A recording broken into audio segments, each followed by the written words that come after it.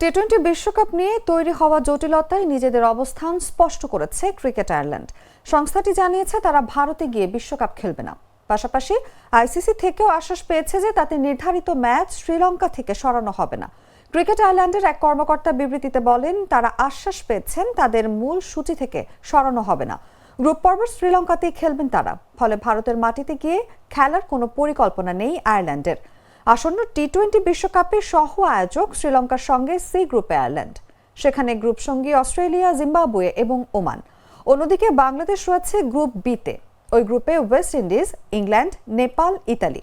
বাংলাদেশের গ্রুপের ম্যাচ আয়োজনের কথা রয়েছে কলকাতা ও মুম্বাইয়ে। বর্তমান পরিস্থিতিতে বাংলাদেশ ভারত সফরে যেতে অনিচ্ছুক হওয়ায় বাংলাদেশ ক্রিকেট বোর্ড আইসিসির কাছে গ্রুপ পরিবর্তনের প্রস্তাব দেয়। তবে এই প্রস্তাবে আইসিসি কিংবা আয়ারল্যান্ড কেউই সন্তুষ্ট হয়নি। ফলে আয়ারল্যান্ডের অবস্থান পরিবর্তনের কোনো সম্ভাবনা দেখা যাচ্ছে না।